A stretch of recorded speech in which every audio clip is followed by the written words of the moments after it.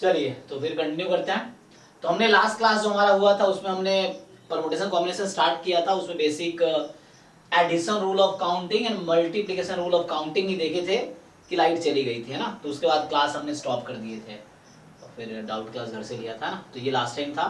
तो अभी इसको यहाँ से कंटिन्यू करते हैं। तो हमने बस थ्योरम लिखा ही दिया था आपको, एडिशन रूल ऑफ काउंटिंग का स्टेटमेंट क्या है और मल्टीप्लिकेशन रूल ऑफ काउंटिंग का स्टेटमेंट क्या है। सिंपल है कि टू जॉब्स है या टू मोर देन टू है, so you have to do all at a time simultaneously. तो आप मल्टीप्लिकेशन करोगे, you have to do either one of them, only one of them, इनमें से करना है। तो ऐड करोगे आप, तो ओ आर और जो इंग्लिश वर्ड है उसका कॉन्सेप्ट है तो प्लस आता है, एंड एंड अगर एंड का कॉन्सेप्ट है तो उसके लिए फिर मल्टीप्लिकेशन होता है ना काउंटिंग में। जैसे उस पर एक दो एग्जांपल देख लेते हैं। तो जैसे मैं लास्ट क्वेश्चन से स्टार्ट करता हूं। इसने क्या कहा कि given 5 flags of different colors, how many different signals can be generated if each signal is required to use of 2 flag, one below the other। तो आसान हो गया ना। तो क्या आंसर है? 5 into 4 20 आया है सर। तो ये इजी है ना। सो 5 चॉइसेस है, 2 कलर्स यूज करने हैं। तो यहाँ 5 चॉइस और यहाँ पे 4 चॉइस, क्योंकि एक वहां यूज हो जाएगा। तो 5 4 जा 20, है ना, ये तो इजी है। अच्छा, इसी में अगर पूछ लेगा जैसे यूज ऑफ एटलीस्ट 2 फ्लैग, तो इसका आंसर क्या आएगा? 2 फ्लैग की जगह आ गया एटलीस्ट 2 फ्लैग, यही क्वेश्चन है। एटलीस्ट 2 फ्लैग आ गया। मैं इसको जब बुलाता हूं, देखो, तो क्वेश्चन इज नाउ, ठीक। So the question is change to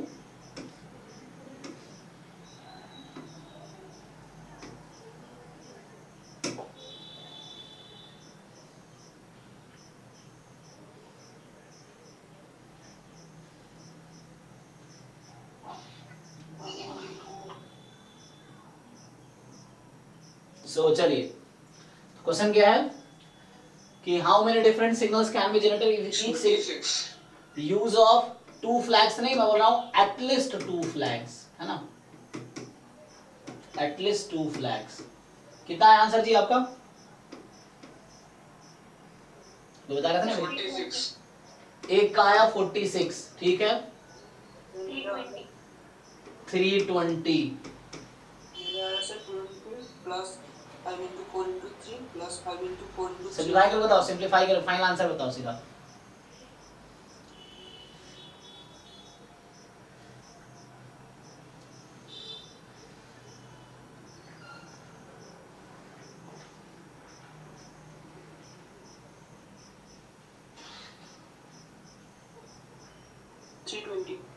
three twenty ना।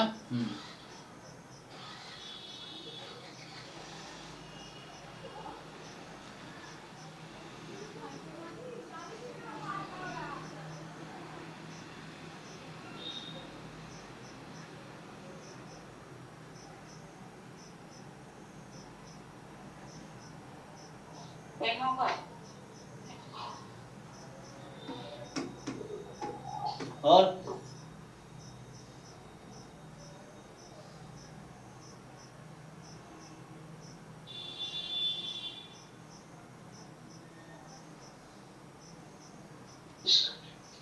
सर 320 सबका आ रहा है ना। ओके,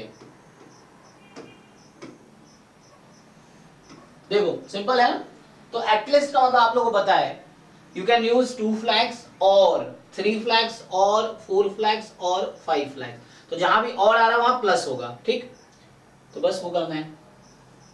सो इसने कहा है कि आपको 5 फ्लैग्स दे रखे हैं।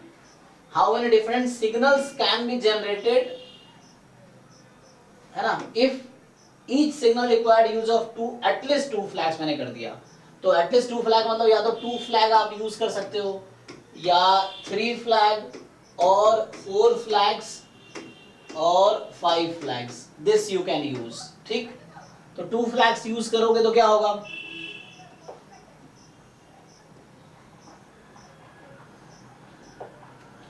सो यहाँ पे 2 फ्लैग्स यूज करोगे सिग्नल में, 3 फ्लैग्स,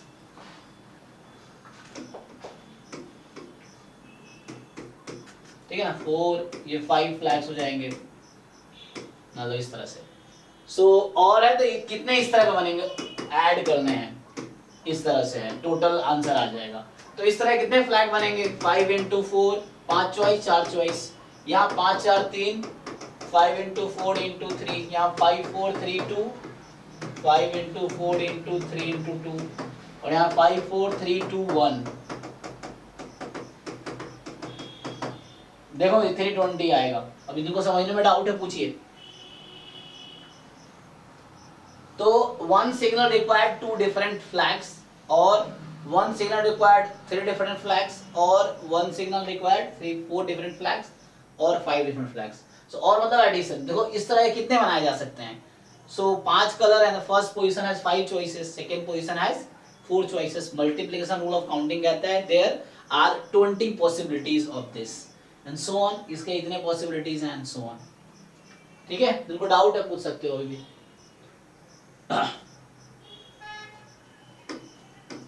चलिए ठीक है ना। हाँ, तो इस तरह से आपको ये समझना है। तो आपको एक टाइम है तो आप सॉल्व करके जस्ट आप कंफर्म कर सकते हो। तो अब हम आते हैं सीधा सा परम्यूटेशन पे, है ना। तो बता रखा परम्यूटेशन क्या है। तो हमने लास्ट टाइम जैसे डिस्कस किया था कि परम्यूटेशन कोई नहीं, अरेंजमेंट है ना। सो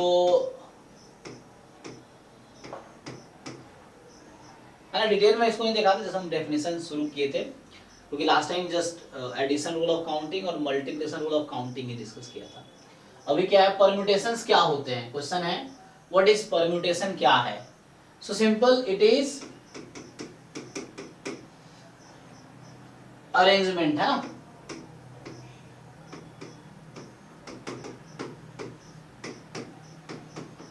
मैं अपने सब बोर्ड में लिख रहा हूँ, उस बुक में देखेंगे उसका अपने तरीके से लिखा होगा उसने भी। So it is arrangement of objects in which order of object matters, ठीक है ना। ये चीज जहां ऑर्डर मैटर करेगा। कॉम्बिनेशन में क्या होता है, सिंपली कि it is just a selection, है ना। यहां आप क्या करते हो, सेलेक्ट करते हो, चूज करते हो ऑब्जेक्ट पे, सेलेक्ट करते हो। तो सेलेक्ट करने में ऑर्डर का इंपॉर्टेंट नहीं रहेगा। So it is selection of objects in which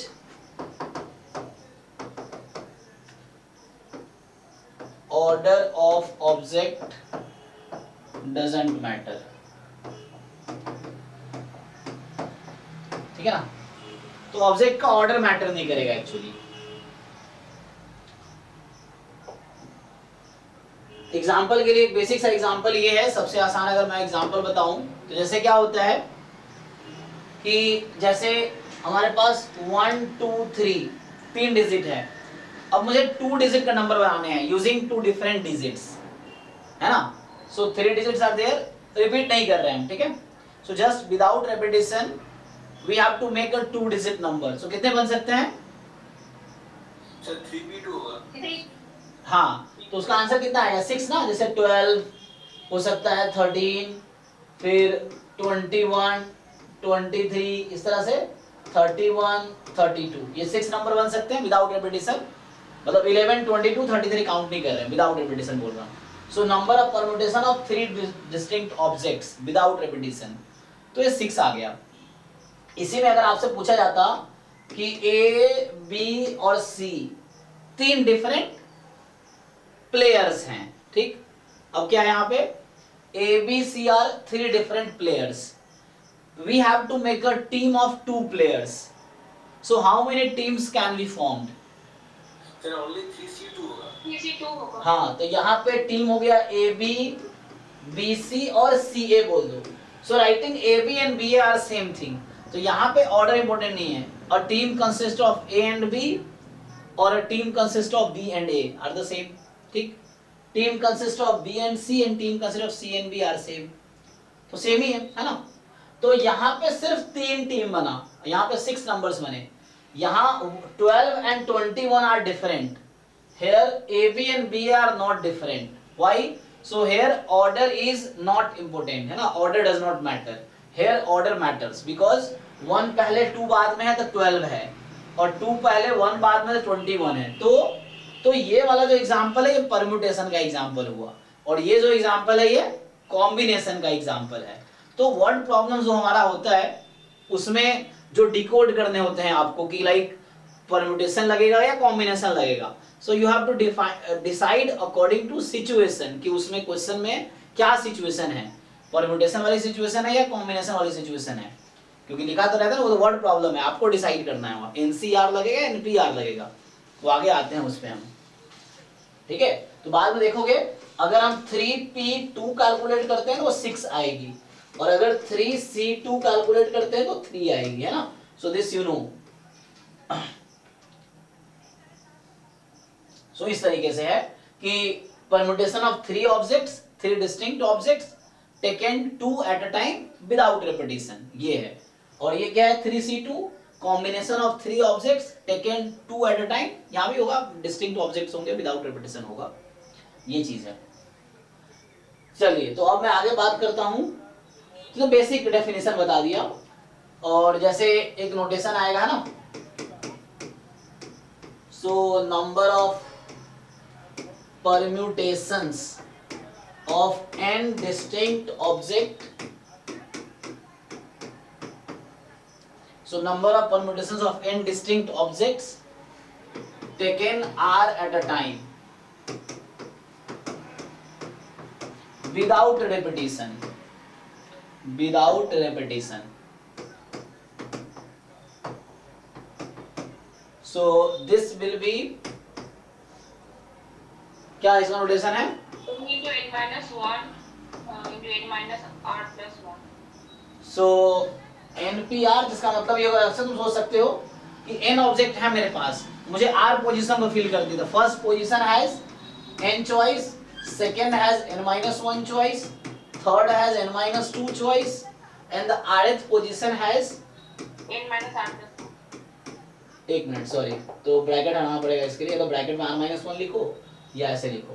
so this is the thing, इसी को थोड़ा और सिंप्लीफाई करोगे, सो ये कन्वर्ट हो जाता है n factorial upon n minus r factorial. I hope factorial आप लोग जानते हो। तो फैक्टोरियल सिंपल क्या होता है, so n factorial is 1 2 3 up to n, जहां n नेचुरल नंबर है, and we define 0 factorial as 1, है ना, it is a convention, 0 factorial is 1, prove भी कर सकते हैं आप। सो इस तरह से, सो नेगेटिव नंबर का फैक्टोरियल डिफाइन नहीं होता है ना, factorial is defined only to non negative integers, तो ये है। तो ये तो फैक्टोरियल हो गया, उसके बाद ये एक फॉर्मूला लिख दिया। दूसरा फॉर्मूला जब आप लिखोगे कि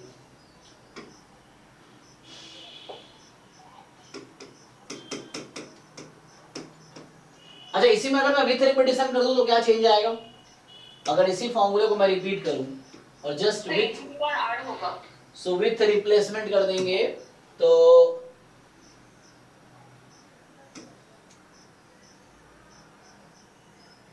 so number of permutations of, तो यहां आएगा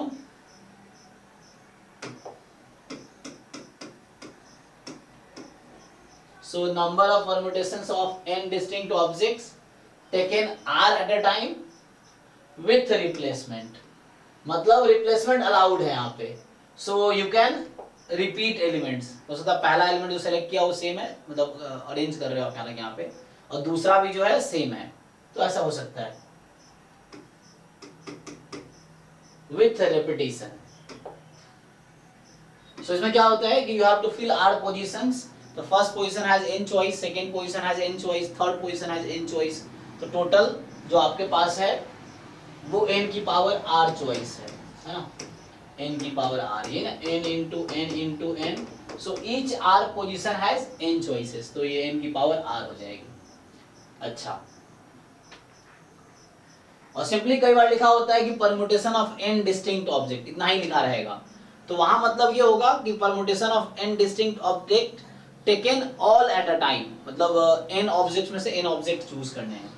जैसे NPR का फॉर्मूला है इसमें से आपको मैं पूछ लूं कि NP0 किसके इक्वल आएगा, NP1 किसके इक्वल आएगा, NPN किसके इक्वल आएगा, जरा बताइए। Sir, 1 n or 1? One 1 होगा और n होगा और 1 होगा। ठीक है ना, सिंपल है यहाँ से। लास्ट में इन फैक्टोरियल पहले में पहले में 1 आएगा और सेकंड में आएगा n 1 n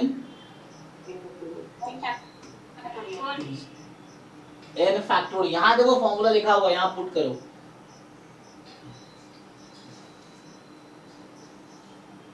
अच्छा NP जीरो ऑब्जेक्ट को कैसे अरेंज कर सकते? सो इसका मतलब है एज इट इज।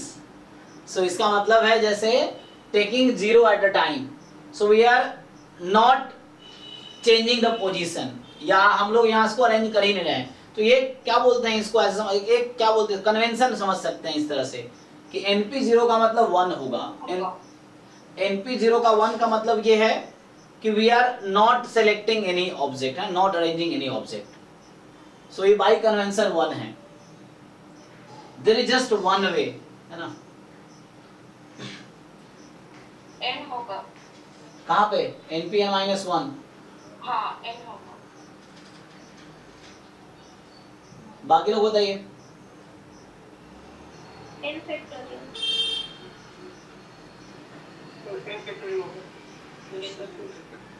ठीक है, तो गैस नहीं करना है, यहाँ फॉर्मूला लिखा है, पुट करके चेक करना है, तुक्का नहीं लगाना है।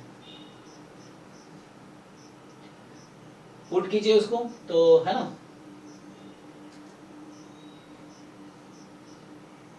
अच्छा n फैक्टोरियल होगा।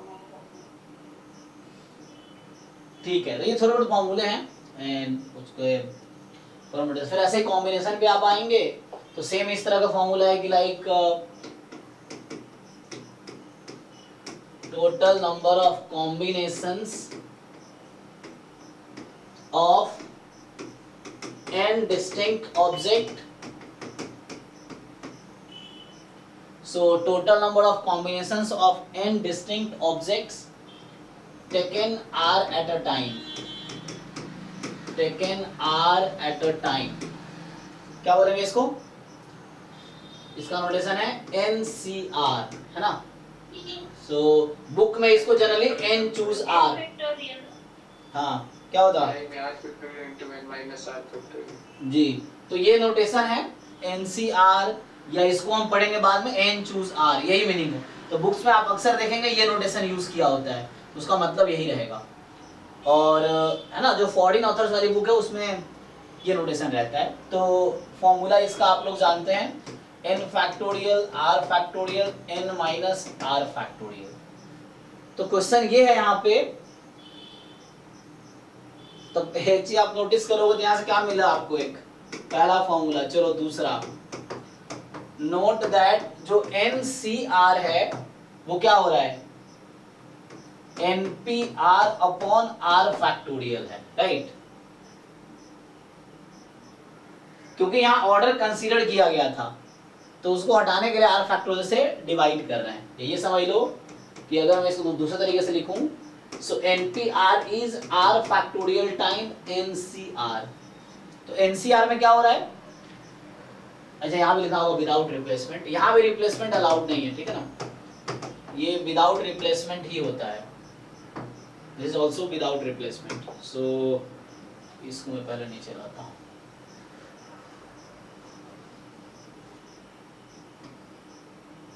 This is also without replacement. So ये होगा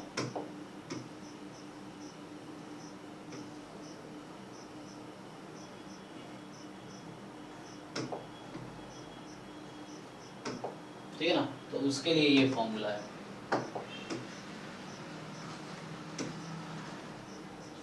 और जहां पे जो r की वैल्यू है generally r more than equal to 0 less than equal to n हो सकता है, बट n 0 नहीं होगा, है ना।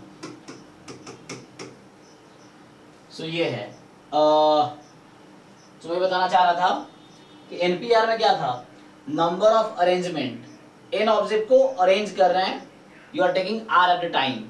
तो R object can be arrange in R factorial ways, तो इसीलिए ये आर फैक्टोरियल से यहाँ मल्टीप्लाई हो रहा है। यहाँ पे ऑर्डर इंपॉर्टेंट नहीं है, यहाँ पे ऑर्डर इंपॉर्टेंट है, यही आर फैक्टोरियल है। आर फैक्टोरियल वे में आप अरेंज कर सकते हैं उसको, मतलब अपने इनसाइड है, तो इसलिए वो हो रहा है भाई। ये तो छोटे से रिलेशन है उसके बीच का। अब जैसे थोड़े बहुत एक दो फॉर्मूला आएगा, ये सब एनसीईआरटी में लिखा हुआ है फॉर्मूला सब। एक दो और फॉर्मूला आता है जैसे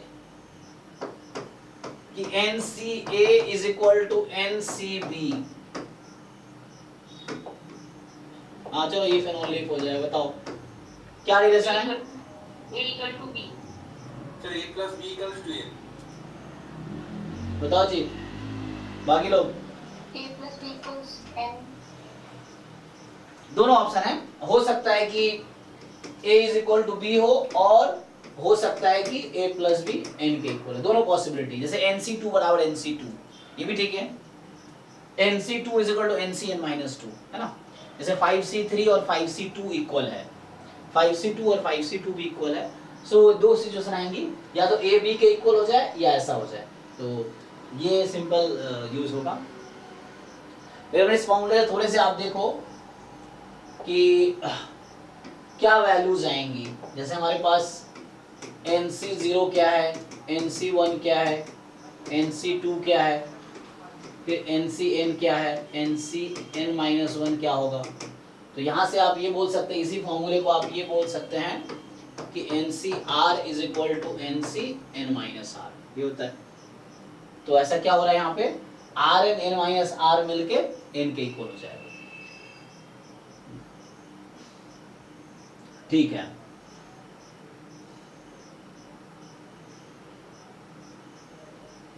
तो ये NC0 क्या होगा बताओ सभी वैल्यू। सो ये 1 आगे N होगा N into N minus 1.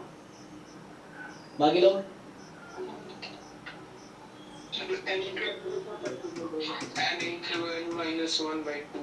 ठीक है, NCN ये तो फिर से वही 1 N है ना।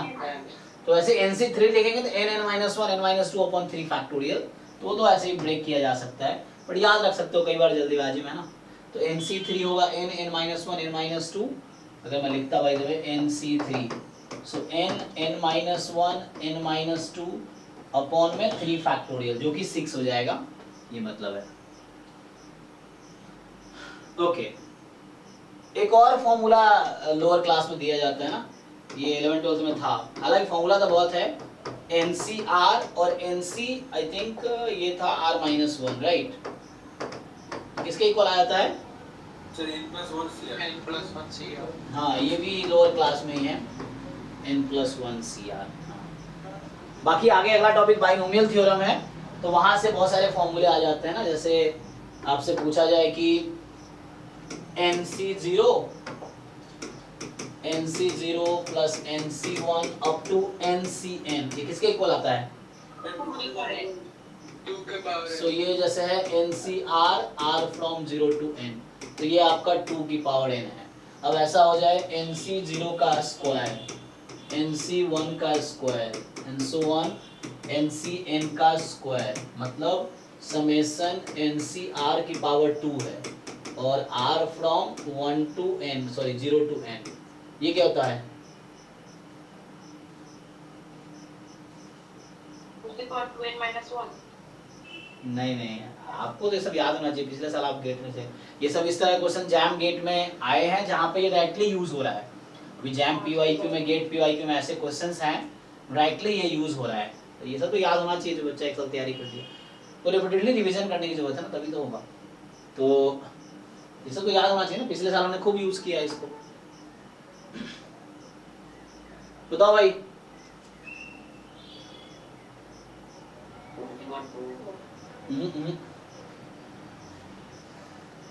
उसके बाद 2N लगता है. आपको पता है जैसे मैं अगर 1 प्लस एक्स की पावर 1 प्लस एक्स का स्क्वायर है, इसको खोलूं, नहीं 1 प्लस एन की पावर n, इसके स्क्वायर को खोलूं और 1 प्लस एक्स 2n को खोलूं, पता है इसका प्रूफ बता रहा हूँ कहाँ से आता है, जिनको नहीं याद हो तो अब तुम्हें हिंट दे रहा हूँ। पहले इसका एक्सपेंशन लिख लो फिर स्क्वायर करो, और इसमें डायरेक्ट एक्सपेंशन लिखो और फिर कंपेयर करके बता सकते हो तुम। 2n आएगा, 2 to the power 2n आएगा। और x की पावर n के कोएफिशिएंट को कंपेयर करो, x की पावर n के कोएफिशिएंट को कंपेयर करो। हाँ मैं क्या बोल रहा हूँ, पहले 1 प्लस एक्स की पावर n का एक्सपेंशन लिख देंगे और इसके पावर स्क्वायर करेंगे, और दूसरा है 1 प्लस एक्स की पावर 2n का एक्सपेंशन लिखेंगे। अब इन दोनों में कोएफिशिएंट कंपेयर करो x की पावर n का, मतलब यहाँ पे x की पावर n के साथ क्या नंबर है और यहाँ पे x की पावर n के साथ क्या नंबर है, वो दोनों नंबर इक्वल होगा क्योंकि एक्सप्रेशन तो सेम ही है, तो वही वहां से आंसर आ जाएगा। चेक करो, तो यहाँ पे जो बनेगा वो ये बनेगा, मतलब यहाँ पे जो कोएफिशिएंट बन रहा होगा ये बन रहा होगा। चेक करो,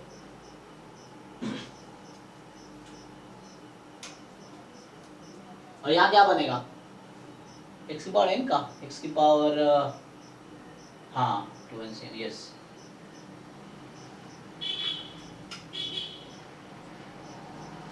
है ना, सीखने के लिए ये सब कि कैसे आता है, वरना याद करना ठीक है, पर कई बार भूल जाओ तो तुम डिराइव कर सकते हो, या कई बार जरूरत पड़ जाए प्रूफ करने की सब्जेक्टिव में, है ना, जैसे ISI CMI इन दोनों में सब्जेक्टिव भी आते हैं क्वेश्चंस, तो वहां पे तो देखना पड़ेगा।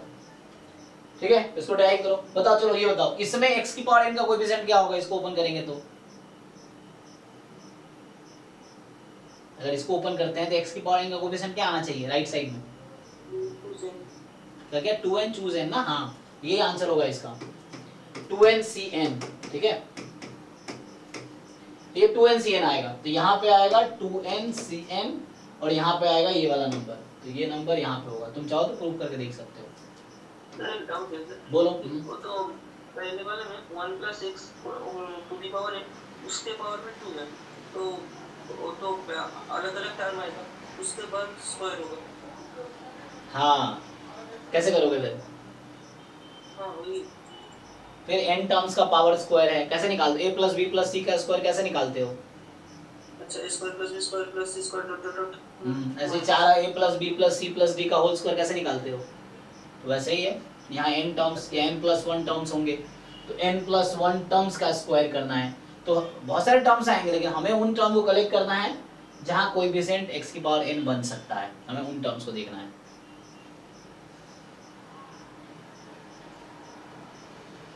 ठीक है, तो देखना, तुम इसको ट्राई करना, लिख के देख सकते हो तुम, मैं रफली आइडिया दे रहा हूँ, तो आगे सॉल्व करो तो कुछ नया दिखे।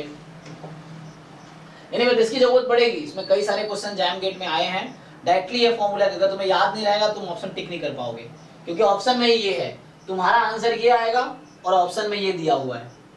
अब तुम कैसे डिसाइड करोगे कौन सा ऑप्शन करेक्ट है, तो कोई तो तरीका हो कि तुम्हें पता हो कि ये इसके इक्वल है, या तो n की वैल्यू पुट करके चेक कर पाओगे, ये है।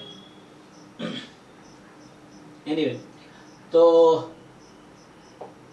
ये तो बेसिक फॉर्मूला हो गया, और क्या देखते हैं बुक में क्या दे रखा है इन लोगों ने, तो एक बार ये देख लेते हैं क्या, हालांकि और भी फॉर्मूले हैं कि जैसे, हाँ ये जो परम्यूटेशन कॉम्बिनेशन है, इसमें सर मतलब ज्यादा प्रॉब्लम सॉल्व करना नहीं है, या सिर्फ थ्योरीज पढ़ लेनी है। प्रॉब्लम सॉल्व करना ही पड़ेगा, तभी तो सीखोगे। सीखोगे कैसे, थ्योरी, प्रॉब्लम सॉल्व करना है। अच्छा, मतलब वो सब प्रोबेबिलिटी में लगेगा क्या? जी जी जी, इसकी जरूरत प्रोबेबिलिटी में पड़ेगी। तो अब जैसे क्या होता है, कई बार जैसे आपको पूछेगा, मैं जैसे बोल रहा था ना कि number of permutation of n distinct object, number of permutations of n distinct object, तो सिर्फ इतना ही लिखा हुआ है, तो इसका मीनिंग ये है कि you have n object and you are arranging position of each object, तो कितने डिफरेंट अरेंजमेंट हो सकते हैं टोटल। तो इसका आंसर आप लोग जानते होंगे, क्या होता है इसका answer, number of permutation of n objects, n distinct objects. Simple sir, n factorial होगा। हाँ, n ऑब्जेक्ट्स हैं, we have to take n all at a time, so npn जो कि n फैक्टोरियल आ जाएगा, ठीक है ना, यही चीज है। यहाँ विदाउट रिप्लेसमेंट है, तो इतना लिखा होगा तो ये मतलब वही है, विदाउट रिप्लेसमेंट की बात कर रहा होगा। सो विदाउट रिप्लेसमेंट ये बात करेगा विदाउट रिप्लेसमेंट, ठीक है। चलिए, so number of permutation of n distinct objects without replacement.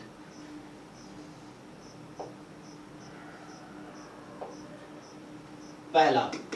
दूसरा जो है, अब इसी में आप बुक्स में देखते होंगे कि उस n ऑब्जेक्ट का परम्यूटेशन है बट कुछ रिपीट कर रहा है, तो क्या करते हैं आप, जैसे अब ऐसा होगा परम्यूटेशंस ऑफ n, अब डिस्टिंक्ट नहीं लिख रहा हूं, यहां डिस्टिंक्ट लिखा हुआ है, अब सिर्फ ऑब्जेक्ट लिखूंगा। सो in which r objects या k objects are of one kind, k objects are same kind। तो इसका क्या मतलब है कि टोटल n ऑब्जेक्ट हैं, उनमें से k ऐसे हैं जो एक जैसे हैं, n factorial by k factorial। जी। तो क्योंकि सिंपल ये k ऑब्जेक्ट हैं, सेम है, तो उनका पोजीशन चेंज करने से कोई फर्क नहीं पड़ेगा, तो सेम जनरेट होगा, उसको काउंट नहीं करना है। तो वो कितने टाइम्स जनरेट करेगा, तो k फैक्टोरियल टाइम्स, तो उसको हम लोग डिवाइड कर दिए, तो उनको काउंट नहीं करेंगे जो उनके ऑब्जेक्ट को अरेंजमेंट से, है ना, k ऑब्जेक्ट का जो परम्यूटेशन है वो k फैक्टोरियल होगा, so that we don't have to include, that's why we divide. ये इसी को जनरलाइज कर सकते हैं कि k1 वन काइंड का है, k2 सेकंड काइंड का है, k3 थर्ड काइंड का है, तो उस पे आ जाते हैं। सो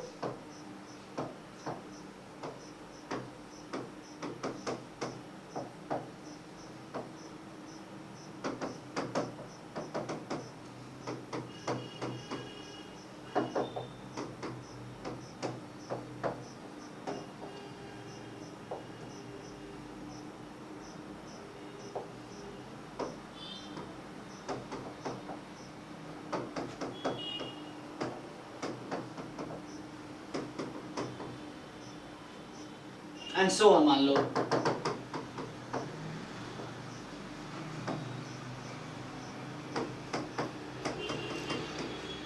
इस तरह से। तो इसका सिंपल है कि जैसे जितने object, factorial by k factorial into r factorial। ठीक है, जैसे वो फॉर्मूले जनरली सबको पता होता है, जैसे सेम चीज बता रहे हो, जैसे आप जब सिलेबस पढ़ोगे तो आप सबने पूरा सिलेबस कवर किया, फिर भी क्या होगा, कुछ लोग अलग अलग रैंक आएंगे। ऐसा क्यों होगा, क्योंकि वहां प्रॉब्लम सॉल्विंग स्किल मैटर करता है। तो फिर आपको देखना है कि किस लेवल तक के प्रॉब्लम आप सॉल्व कर रहे हो, क्योंकि तो क्वेश्चंस होते हैं उतनी ही थ्योरी यूज होती है जो सिलेबस की है, डेफिनेशन थ्योरम्स वही यूज होते हैं, लेकिन जब आप प्रॉब्लम सॉल्व करते हो तो आपका माइंड उतना डेवलप होता है जब आप क्वेश्चन कर पाते हो। सो इसीलिए आपको क्वेश्चन सॉल्विंग पे भी बाद में फोकस करना है। थ्योरी तो ठीक है, ऑलमोस्ट जानते होंगे या सीख लोगे, but only knowing theory is not enough, आपको उसके लिए बहुत सारे क्वेश्चन सॉल्व करने होंगे टू अप्लाई दैट थ्योरी, है ना। ये है सर, ये सीक्रेट क्या है कि मैथ्स वाले बच्चे स्टैट्स में मतलब आगे निकल रहे हैं? जी, क्योंकि maths is the backbone of statistics, है ना, ये चीज है, क्योंकि उसके पीछे मैथमेटिक्स ही है। स्टैटिस्टिक्स में जस्ट थोड़ा एक्स्ट्रा जानना है आपको, डेफिनेशंस वो है, बाकी तो बैकग्राउंड में मैथमेटिक्स ही लग रहा है ना। अब एमएलई क्या होता है, एमएलई का फुल फॉर्म क्या है, मैक्सिमम लाइवलीहुड एस्टिमेट। हाँ, डेफिनेशन क्या है इसका, मैक्सिमम लाइवलीहुड एस्टिमेटर का, मैक्सिमम लाइवलीहुड एस्टिमेटर का डेफिनेशन क्या है,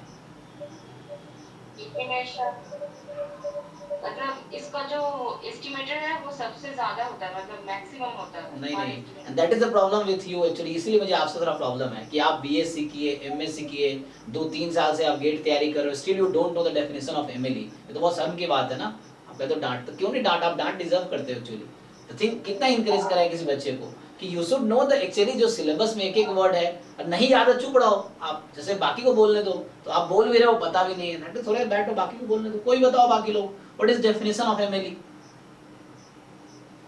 सब पैरामीटर की वो वैल्यू निकालना जो उसको मैक्सिमाइज करते हैं। यस, प्रोबेबिलिटी को मैक्सिमाइज करते हैं। हाँ, वो लाइक्लीहुड फंक्शन को मैक्सिमाइज करते हैं। So likelihood function is joint PDF, है ना। तो मैं बस बता रहा हूँ मैथमेटिक्स का कहाँ क्या रोल है स्टैटिस्टिक्स में। सो एमएलई क्या है कि थीटा की वो वैल्यू जिसके लिए लाइक्लीहुड फंक्शन मैक्सिमम हो जाए। तो लाइक्लीहुड फंक्शन एक नॉर्मल फंक्शन है जो कैलकुलस में 12th क्लास में आता है, थीटा उसका वेरिएबल है।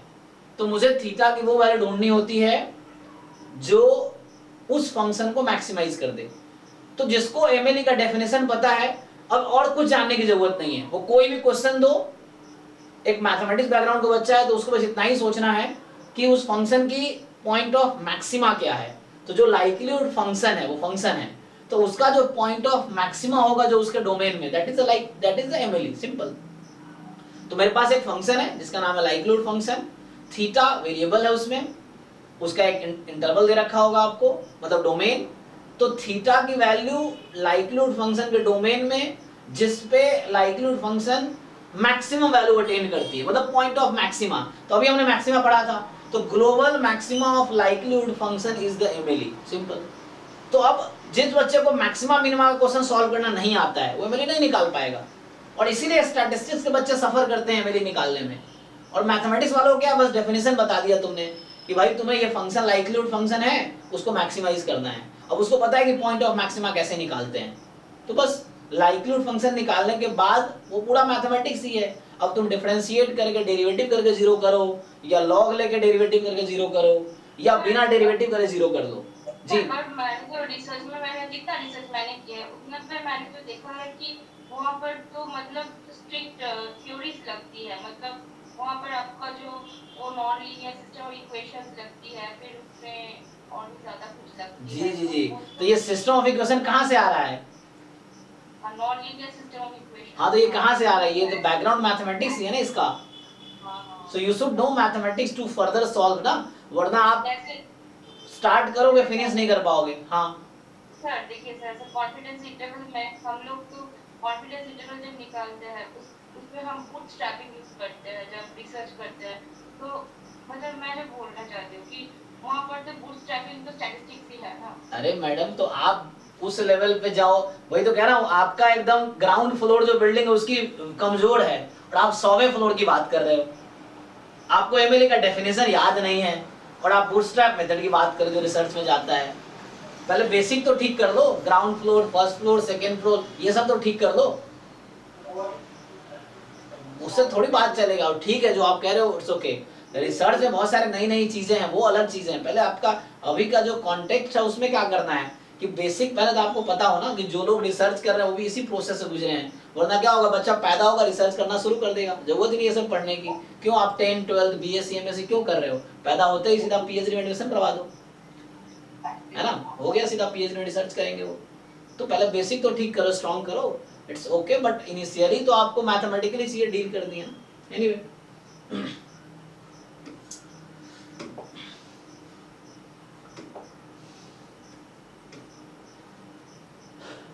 तो ये सब कुछ बता रहे हैं, आप स्टोरी आप पढ़ सकते हैं। तो हम सीधा आते हैं थ्योरी पे।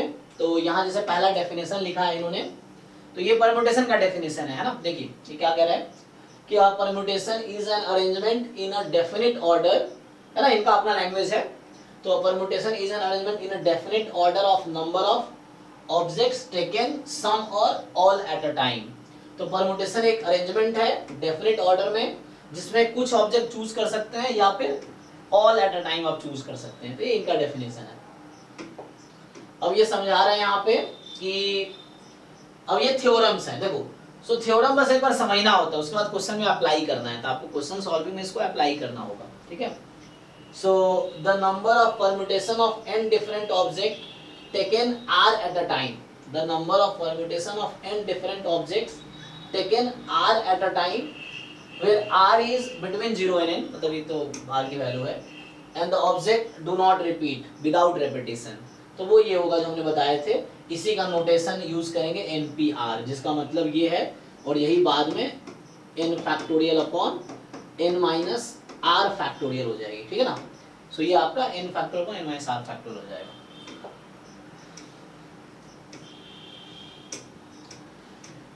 अब ये फैक्टोरियल यू नो ऑलरेडी, है ना, सब लोग जानते ही हैं कि फैक्टोरियल का मीनिंग क्या है। तो है ना, 1 फैक्टोरियल, 2 फैक्टोरियल, इस तरह 3 factorial, 4 factorial and so on. 0 factorial है ना, वी डिफाइन 0 फैक्टोरियल एज 1, ठीक है, इस तरीके से बाकी 5। So this is n factorial can be written as this, can be written as this, basic है ना आपके लिए, दिस इज द, इतना समझाने की जरूरत नहीं है, तो ये सब जस्ट आप जानते हो। बाकी ये क्वेश्चंस तो बहुत लोअर लेवल का आप सॉल्व कर सकते हो इजीली। सो अब देखो बस ये सब पढ़ाने का पर्पस क्या है कि गलती से भी आपको ऐसा ना लगे कि 4 फैक्टोरियल माइनस 3 फैक्टोरियल बराबर 1 फैक्टोरियल, है ना। तो जो बच्चा ठीक से रिवाइज नहीं करेगा उसके माइंड में ऐसा आ सकता है कि 4 फैक्टोरियल माइनस 1 फैक्टोरियल, ऐसा होता नहीं है ना। तो ये चीजें आपको समझनी, रिवीजन करने से ये होता है कि जहां गलती कर सकते हैं उसके चांसेस कम हो जाएंगे। ऐसा हालांकि आप लोग नहीं करोगे बट मैं बता रहा हूँ जस्ट, है ना। तो उसके लिए पहले अलग से कैलकुलेट करना होगा, 24 माइनस 6 तो ये 18 आ जाएगा, तो ऐसा नहीं करना है। हाँ ठीक है ना, तो उससे निकाल सकते हैं वैल्यू। तो ये सब तो क्वेश्चन है वो कर सकते हैं, बस हम देख रहे हैं क्या क्या कॉन्सेप्ट्स हैं जो आगे जरूरत पड़ेगी हमें, हम लोग वो देखना है। ठीक है, बाकी आप कैलकुलेट कर सकते हैं। ठीक है, इसको जरा सॉल्व करके बताओ x की वैल्यू क्या आएगी इस क्वेश्चन में।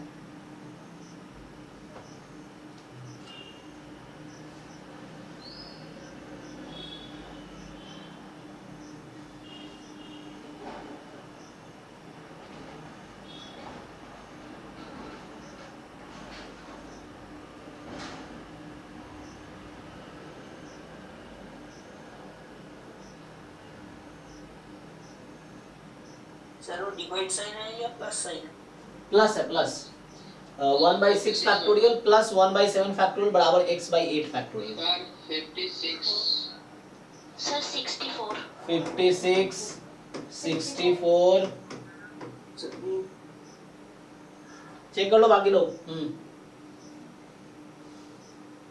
64 होगा, ओके 64 है।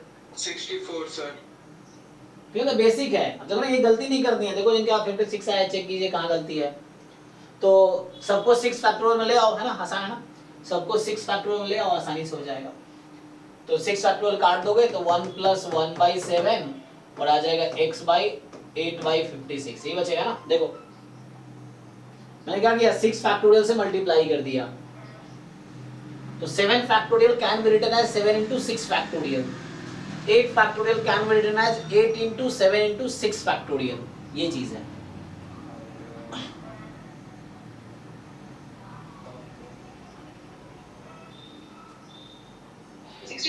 ठीक है ना, हाँ तो ठीक है ना, तो ये इजी, इसे सॉल्व कर लीजिए, जिसको मिस्टेक हो चेक कर लीजिए कहाँ गलती। सिंपल है, इसको लिख सकते हैं 7 फैक्टोरियल का 7 × 6 फैक्टोरियल, 8 को 8 × 7 × 6 फैक्टोरियल, 6 फैक्टोरियल कैंसिल हो जाएगा, तो ये बनेगा इक्वेशन। अब यहाँ से सॉल्व कर लीजिए। बाकी अब यहाँ पे आता है, ये एनपीआर को थोड़ा एक्सप्लेन कर रहा है कि एनपीआर का जो एक्चुअल मीनिंग है वो ये है, n factorial upon n - r factorial, जो आप जानते हो आप लोग ऑलरेडी, है ना। सो ये चीजें हैं। एनपीआर का ये भी मीनिंग है, अगर ये एक्सप्रेशन आ जाए तो बात वही है कि ये दोनों इक्वल ही है, सेम चीज है। सो इसको एक्सपैंड करेंगे, यही बनेगा n n - 1 n - 2 n - r + 1, ठीक है ना, इस तरीके से। सो बता रहा है कैसे बनाइए, तो ये डिवाइड आपको बता रहा है कि इसको डिवाइड और मल्टीप्लाई किया, समाव प्रूफ कर रहा है कि ये और ये इक्वल है, तो ये प्रूफ कर रहा है, तो ये आप समझ सकते हैं, इजी है। Okay, npn n factorial that we know, np0 1 होगा, n factorial upon n factorial, ठीक है। हाँ, npr is this, we know that, तो ये सब हम जानते हैं। अब यहाँ आइए, यहाँ एक नया थ्योरम आया है ना, तो आपको डेफिनेशन और थ्योरम पे फोकस करना है। डेफिनेशन याद करने हैं क्या होता है, थ्योरम को समझना है, क्योंकि डेफिनेशन में आप कोई चेंज नहीं कर सकते, डेफिनेशन पे क्वेश्चन भी नहीं उठा सकते। Definition is like introduction to anything, तो that you have to accept as it is. Theorems को समझना होता है, क्योंकि इस पे आप कर सकते हैं कैसे आया, प्रूफ होता है, थ्योरम का प्रूफ होता है। डेफिनेशन का कोई प्रूफ नहीं है, डेफिनेशन इज जस्ट इंट्रोडक्शन, कि बता रहा है इसका मीनिंग क्या है, definition is meaning, so that you have to accept, and the theorems का प्रूफ होता है, ठीक है। तो ये एक स्टेटमेंट है जो हमारे लाइफ को आसान बनाने के लिए बताया जाता है, कुछ रिजल्ट्स हैं, डायरेक्टली यूज करेंगे हम लोग क्वेश्चन सॉल्व करने में। So the number of permutation of n different objects taken r at a time is n की पावर r, जब रिपीटेशन अलाउड है ना। पहले हमने देखा रिपीटेशन अलाउड नहीं है, तो जब रिपीटेशन अलाउड नहीं है तो वो npr था, तो वो था n factorial upon n - r factorial. अब जब रिपीटेशन अलाउड है तो n की पावर r हो जाएगी, ठीक है, इस तरीके से।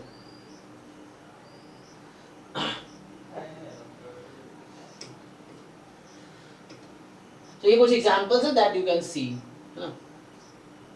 हम आए क्वेश्चन पे सीधा आएंगे। अब कह रहा है कि परम्यूटेशंस, तो ये तो आपने कहा परम्यूटेशन है क्या, ठीक है ना। फिर परम्यूटेशन में दो केसेस हैं कि n ऑब्जेक्ट का परम्यूटेशन कर रहे हैं taken r at a time without replacement npr, with replacement n raise to power r, ठीक है। So permutation when all objects are not distinct object. अब अगर ऑल डिस्टिंक्ट नहीं है तो क्या होगा?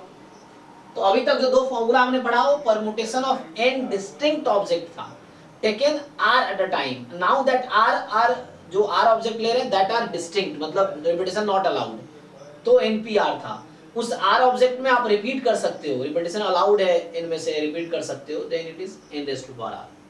अब है कि n डिस्टिंक्ट ऑब्जेक्ट्स नहीं भी होंगे तब क्या होगा, ठीक है। तो उसके लिए सीधा सीधा फॉर्मूला पे आते हैं, ये थोड़े समझा रहा है फॉर्मूला बनता कैसे है, तो ये एक्सप्लेन कर रहा है।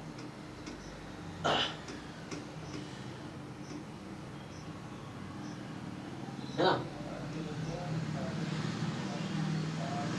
जैसे ये बता रहा है कि 2 फैक्टोरियल 3 फैक्टोरियल क्यों डिवाइड किया जाता है, तो ये एक i यहाँ पे एक i यहाँ पे है। अब इन दोनों i को इंटरचेंज करेंगे तो कोई नया वर्ड नहीं बनेगा, तो और इंटरचेंज कितने तरीके से कर सकते हैं, 2 फैक्टोरियल से 2 फैक्टोरियल डिवाइड किया।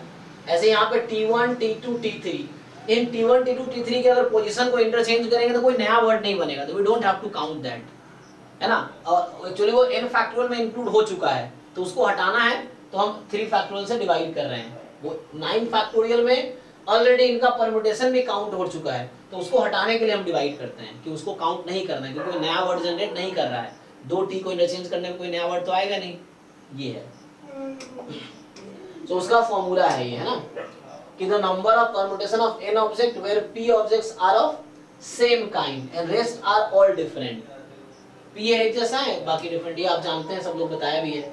इसी का एक्सटेंशन है, तो थ्योरम 3 है ये, थ्योरम 4 इसी का एक्सटेंशन है कि the number of permutation of n objects where p1 are of one kind, p2 are of second kind and pk are of kth kind, rest are different. तो n factorial upon p1 factorial p2 and so, ये formula है। अब इसको apply करना सीखना है आपको question के थ्रू। देन ये एग्जांपल है ना, इसका आप देख सकते हो अगर आप एक एग्जांपल चाहो तो। Number of permutation of the letters of the word Allahabad, जिसमें a क्या है, 4 बार है, तो 4 से डिवाइड किया, टोटल 9 लेटर्स होंगे, तो 9 फैक्टोरियल। उस 9 फैक्टोरियल में वो वर्ड्स भी इंक्लूड हो गए जिसमें a को जब इंटरचेंज कर रहे हैं वो वाला भी यहाँ इंक्लूड हो चुका है, that we have to remove. तो यहाँ डिवाइड कर रहा है क्योंकि उतने तरीके से वो अरेंज हो सकता है। और यहाँ दिस, और यहाँ भी आपको थोड़ा जानना पड़ता है, इसमें पढ़ोगे तो आपको समझ आएगा कब घटाना है, कब डिवाइड करना है, कब मल्टीप्लाई करना है, कब ऐड करना है ना। तो ऐड का तो मैं देखा और का सेंस है, मल्टीप्लाई में एंड का सेंस है, कब सब्ट्रैक्ट करना है तो ज्यादा निकाल के बाहर करते हैं ना, कब डिवाइड करना है तो ये भी आपको समझना पड़ेगा,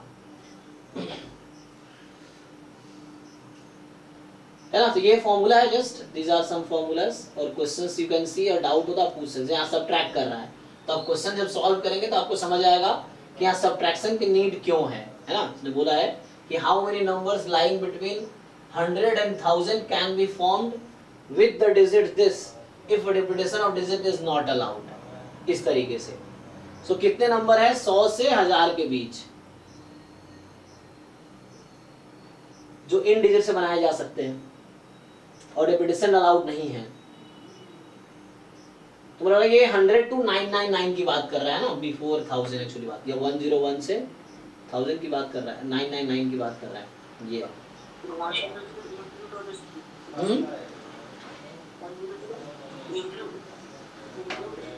बोला रहा इंक्लूड कर रहा है ना, बिटवीन का, हालांकि बिटवीन का मतलब तो होता है कि एंड को एक्सक्लूड करके ना, बिटवीन वर्ड्स जो है इंग्लिश का, लेकिन वहाँ रिपीट हो जा रहा है।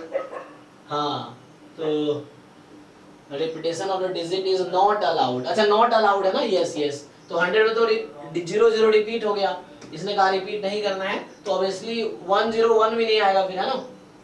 तो इस तरीके से मतलब जो भी होगा, कहने का मतलब यहाँ के बीच 102 से 999, मतलब 100 से 999 के बीच वैसे नंबर्स जिसमें ये आ रहा है, इसको यूज करने हैं। तो आप सॉल्व करके देखना, नहीं समझ आया तो डिस्कस करना, यू कैन ट्राई। ऐसे बहुत सारे क्वेश्चन यहाँ पे हैं, तो दैट यू कैन ट्राई। इस तरह के क्वेश्चंस भी हैं कि क्वेश्चन दे दिया आपको n की वैल्यू निकालनी है, ताकि np5 = 42 np3।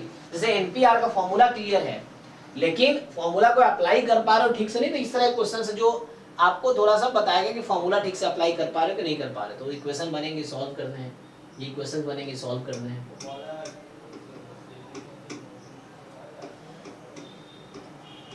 तो ये परमुटेशन का थ्योरी इतना है इसमें। अच्छा, तो यहाँ पे परमुटेशन की थ्योरी खत्म हो जाती है। फिर इसमें पहले एक्सरसाइज में तो वही एडिशन और मल्टीप्लिकेशन रूल था, दूसरे एक्सरसाइज में जस्ट फैक्टोरियल था, तीसरे एक्सरसाइज में परमुटेशन के फॉर्मूले थे, अब चौथे एक्सरसाइज में कॉम्बिनेशन का फॉर्मूला हुआ। फिर ये चैप्टर कंप्लीट हो जाएगा। तो अगला एक्सरसाइज है उसमें कॉम्बिनेशंस के फॉर्मूले हैं, ठीक है, उसमें कॉम्बिनेशन के फॉर्मूले हैं। तो बताया था प्लेयर वाला एग्जांपल यही समझा रहा है ये कि 3 लोग है तो xy और yx सेम रहेगा। यहाँ ऑर्डर इज नॉट इम्पोर्टेंट, इसीलिए कॉम्बिनेशन में ऑर्डर इम्पोर्टेंट है। डेफिनेशन यहाँ लिखा होगा इसने, सो आते हैं डेफिनेशन पे। अच्छा डेफिनेशन पहले लिख दिया क्या इसने? कॉम्बिनेशन का डेफिनेशन लिखा ही नहीं, सीधा स्टार्ट कर दिया। ओके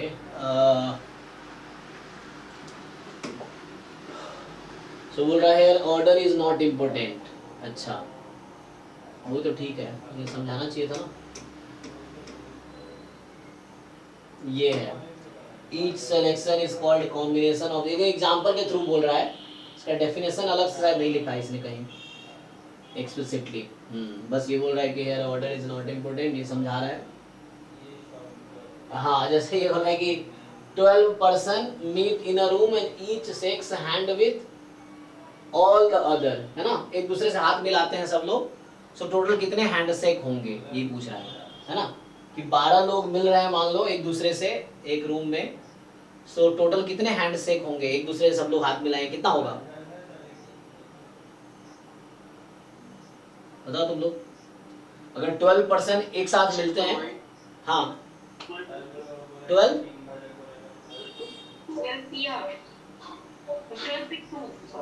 P2 या C2, C मतलब कॉम्बिनेशन, P मतलब परम्यूटेशन। 132। अच्छा 132, हाँ तो अब क्या किया 12 into 11 कर दिया आप, लेकिन 132 तो नहीं होगा, is not the answer, 132 answer नहीं होगा क्यों? हाँ 66। यहाँ आपको समझना पड़ेगा कि मैं अगर आपसे हाथ मिला रहा हूँ, हाँ मैं अगर आपसे हाथ मिला रहा हूँ, आप मेरे से हाथ मिला रहे हो, दोनों एक ही काउंट होगा, 2 डिफरेंट काउंट नहीं होगा, इसलिए 2 से डिवाइड होता है। So combination of 2 people, 12 people है ना, तो इसको ऐसे बोलेंगे कि permutation sorry combination of 12 objects taken 2 at a time. तो ऑब्वियसली एनसीआर लगाने का मतलब हो जाता है कि रिपीटिशन अलाउड नहीं है, मतलब खुद से मैं हाथ नहीं मिला सकता, एक तो ये कंडीशन हो जाता है, और दूसरी चीजें हैं कि like order is not important, मतलब ए हैंडशेक कर रहा है बी के साथ या बी हैंडशेक कर रहा है ए के साथ, they will be counted once only. NCR का मतलब ये है, ठीक है। एनपीआर करोगे आप जो निकाल रहे थे, तो 12P2 की वैल्यू 132 आएगी, 12C2 की वैल्यू 132/2 आएगी, क्योंकि ये जो 2 फैक्टोरियल टाइम एक्स्ट्रा हो रहा है ना, कि ए बी और बी ए 2 डिफरेंट काउंट होता है परम्यूटेशन में, ए बी एंड बी ए एक ही काउंट होता है कॉम्बिनेशन में, ठीक है। तो यहाँ आंसर होगा 12C2 that is 66। Yes permutation रहता तब 132। यस यस यस, परम्यूटेशन में कि उसमें ऑर्डर इंपोर्टेंट होता है, ऑर्डर मैटर करता है, और कॉम्बिनेशन में ऑर्डर मैटर नहीं करता है। ये तो यहाँ पे आंसर निकाल रखा होगा इसने। सो अरे क्वेश्चन पूछ के बता छोड़ दिया ना, बाकी तुम निकालो अपना, है ना। जैसे यहीं पे इसमें बहुत सारे प्रैक्टिकल क्वेश्चंस आते हैं, 7 points lie on a circle, probability में भी इस तरह क्वेश्चंस आएंगे। अभी काउंटिंग है, इसी को बाद में प्रोबेबिलिटी बना देगा कि 7 point lie on the circle, how many chords can be drawn by joining these pair of points. मतलब एक सर्कल है जिसमें 1 2 3 4 5 6 7, so suppose there are 7 points. अब क्वेश्चन है कितने इसमें कॉर्ड्स बनाए जा सकते हैं। कॉर्ड्स क्या होता है, इसको इससे ज्वाइन कर दो, इसको इससे, इसको इससे, इसको इससे, तो सबको एक दूसरे से ज्वाइन करो, तो कितने कॉर्ड्स बनेंगे टोटल? 7 पॉइंट है सर्कल पे। 21। तो कैसे आया? 7C2, यस, बिकॉज 1 कॉर्ड बनाने के लिए यू नीड 2 पॉइंट्स। अब ए बी ज्वाइन करो या बी ए ज्वाइन करो, they are same, so you will use combinations. अगर ए से बी और बी से ए डिफरेंट होता तो will use permutations. So 7 points है सर्कल पे and the number of chords is 7c2 because total number of combination of 7 points taken 2 at a time. So 2 अगर एक टाइम कंसीडर करें तो कितने हम बना सकते हैं total combinations? That will be 21 and that is the answer. So total 21 chords बनेंगे. तो इस तरह के क्वेश्चंस हैं यहाँ पे दैट यू कैन सी. तो यहाँ आते हैं सीधा, ये बता रहा है कि थ्योरम 5 NPR जो होता है NCR इंटू आर फैक्टोरियल, जो हमने ऑलरेडी देखा है. ठीक है, तो NCR into r factorial NPR हो जाएगा. इजी. तो डिफरेंट फॉर्मूला बता रहा है. ठीक है, ये बता रहा है कि NC N-R और NCR सेम होता है. कैसे होता है ये बता रहा है एक्सपैंड करके. ये सेम ही होगा दोनों. एक ये फॉर्मूला जो आपसे पूछा था मैंने, NCR का सम इज N+1 CR. प्रूफ भी यहाँ लिखा हुआ है दैट यू कैन सी. हाँ, ये भी पूछा था मैंने आपसे, NCA is equal to NCB implies A is equal to B और A is equal to N-B, मतलब A plus B बराबर है. So either AB will be equal or this. Okay. तो ये सब कुछ क्वेश्चंस हैं. जैसे यहाँ बहुत आसान है, NC9 बराबर NC8. तो यहाँ दो पॉसिबिलिटी है, या तो 9 इज इक्वल टू 8 और 9 प्लस 8 बराबर N. तो ये तो हो नहीं सकता, तो ये होगा. तो यहाँ N की वैल्यू कितनी आ गई? 17 डायरेक्टली. अब पूछा है NC17 बताओ, तो 17 C17 1 हो गया. तो सिंपल आंसर 1 आ गया, है ना. अब ये जैसे आपको एक्सपैंड करके दिखा रहा है, यहाँ पे आपको एक मेथड से इन्होंने पूरा ओपन किया, फॉर्मूले से सिंप्लीफाई करके दिखाया, फिर किया. वैसे डायरेक्ट भी कर सकते हैं आप, दूसरा तरीका है ये. एक तरीका इन्होंने एक्सपैंड करके दिखाया आपको, ये है. अब आगे आता है वर्ड प्रॉब्लम्स. तो ये जो वर्ड प्रॉब्लम्स हैं, लैंग्वेज प्रॉब्लम जो है, पहले आपको क्वेश्चन समझना पड़ता है. कई बार जो क्वेश्चन बनाया है उसकी फीलिंग को समझना पड़ता है कि पूछना क्या चाह रहा है, उसके हिसाब से आगे फिर आपको सॉल्व करना पड़ता है. ठीक है, तो इस तरह के वर्ड प्रॉब्लम्स है, यू कैन ट्राई. और अगर नहीं हो रहा है तो आप डिस्कस करो मेरे साथ डाउट क्लास में या अभी भी.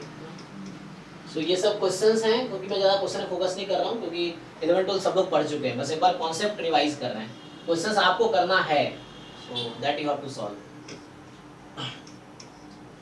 ओके, जैसे ये इस तरह क्वेश्चंस हैं, NC8 बराबर NC2.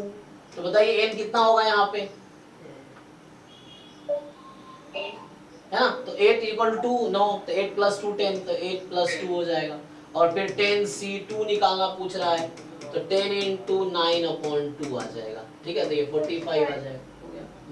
तो इजी है, मतलब इस तरह से आप ट्राई कर सकते हो. So you can solve this exercise 7.4. और यहाँ पे ये चैप्टर का कॉन्सेप्ट खत्म हो जाता है. एनसीईआरटी में अलग से मिसलेनियस एग्जांपल एक्सरसाइज में थोड़े डिफिकल्ट क्वेश्चंस होते हैं कंपेयर टू एक्सरसाइजेस. सर एक क्वेश्चन था. बोलिए बोलिए. जैसे कि एक क्वेश्चन है जिसके 4 मल्टीपल चॉइस आंसर है. यस. जैसे एक से ज्यादा आंसर सेलेक्ट कर सकते हैं. यस. फिर वहाँ दिक्कत आ रहा है कि जैसे कि किसी एक आंसर को हम सेलेक्ट कर रहे हैं, तो उसमें या तो उसको सेलेक्ट कर सकते हैं या रिजेक्ट कर सकते हैं. जैसे कि तो ये वाला मतलब हम ये केस क्यों इंक्लूड कर रहे हैं कि वहाँ रिजेक्शन वाला केस हम क्यों इंक्लूड कर रहे हैं. हम केवल मतलब कि केवल एक्सेप्टेंस वाला क्यों नहीं वही है ना. ईच ऑप्शन हैज 2 चॉइसेस ना. या तो आप सेलेक्ट करोगे या सेलेक्ट नहीं करोगे. 4 ऑप्शन है ना, तो या तो ट्रू भी हो सकता है, नॉट ट्रू भी हो सकता है. So each option has how many choices? 2 choice ना. हाँ, या either you can make it true or you can make it false. That's why. ठीक है ना. ट्रू होगा तो आप चूज करेंगे, नहीं तो नहीं करेंगे. तो इसीलिए ये 2 चॉइस है आपके पास, ईच ऑप्शन.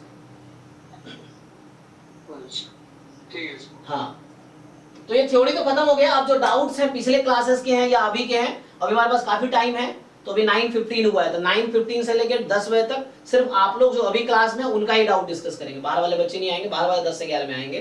तो अभी आप लोग के जो डाउट्स, पुराने डाउट्स हैं अगर ये चैप्टर जिन लोगों ने ट्राई किया है, आप मेरे से आगे भी चल सकते हैं, कोई दिक्कत नहीं। अगर जिन लोगों ने ये कंप्लीट किया है, इसमें अगर डाउट है तो आप ये भी पूछ सकते हैं। पीछे जो चैप्टर्स मैं डिस्कस किया हूँ या नहीं भी किया हूँ, उसमें भी आपको डाउट है तो हम डिस्कस कर सकते हैं। तो अभी हम लोग डाउट डिस्कस करेंगे। अब ये आपका होमवर्क है, chapter 7 class 11th NCERT permutation combination. ये आपका होमवर्क है, जस्ट गो थ्रू इट, एक बार पूरा चैप्टर देख लो कि आपको समझ आ रहा है, नहीं समझ आ रहा है तो डिस्कस करो मेरे साथ। ये है, तो अभी जिन लोगों को जो भी डाउट्स हैं आप मेरे साथ अभी डिस्कस कर सकते हो। सर इसका क्या आईआईटी जेईई वाला पोर्शन निकालना पड़ेगा? नहीं, आप मत करो, पहले एनसीईआरटी करो, ठीक है? आपके लिए स्पेशली पहले आप एनसीईआरटी करो, जेडब्ल्यू बाद में करना। जब ये आप कॉन्फिडेंट हो जाओ कि आपको एनसीईआरटी वाले सारे क्वेश्चंस आते हैं, then you start with JW. Otherwise आप वहां सफर करोगे। डोंट डेविएट, एक प्रॉपर प्लान के साथ एक चीज फॉलो करो, 10 चीजें मत करो। एक चीज अच्छे से कर लो तो 1000 चीजें खुद ही हो जाएंगी। Do the one thing in a good way. ये चीजें, कोई एक किताब को 10 बार पढ़ो, बेटर है 10 किताब को अलग अलग पढ़ने से, अलग थोड़ी थोड़ी पढ़ने से। So just focus on one thing और उसको अच्छे से करो। सो अगर आप जो बिल्कुल कमजोर बच्चे हैं, जिनका बेसिक वीक है, तो just focus on NCERT first. जिनका लेवल अच्छा है, देन एनसीईआरटी आपको बहुत इजी लगता है, then you go for JW mains और एडवांस क्वेश्चन। देन मेरे से आप डिस्कस कर सकते हो, है ना? सर मैंने अभी के लिए जो आपका एरिया अंडर कार्ड वाला जो चैप्टर है ना, उसमें एनसीईआरटी के सारे क्वेश्चन सॉल्व कर दिए। Very good. तो अभी मैं आईआईटी जेईई वाले क्वेश्चन सॉल्व कर सकते हो या बाकी चैप्टर कर लो। क्यों एक ही चैप्टर में एकदम पूरा पीएचडी करनी है? आपने एनसीईआरटी कर लिए वो चैप्टर, बाकी चैप्टर्स करो। हाँ, क्योंकि उस चैप्टर से सर बहुत सा लिंक है आपका जो। हाँ, तो वो जब पढ़ाएंगे, जब जैम गेट का सिलेबस पढ़ाएंगे तो फिर से हम एरिया पढ़ाएंगे वहां पे, तब आप करना वो क्वेश्चन। हम असाइनमेंट देंगे तो वो करना। अभी आपका पर्पस है पूरा 11-12 सिलेबस कवर करना विद इन अ मंथ। तो एक ही चैप्टर में आप 1 महीने लगाओगे तो बाकी चैप्टर कब करोगे? फिर सिर्फ एनसीईआरटी का जी, अभी सिर्फ आप एनसीईआरटी कीजिए, सारे चैप्टर्स कीजिए एनसीईआरटी का ओनली। सर जी सर, जो जेईई मैथ का लेवल है, हाँ, मेंस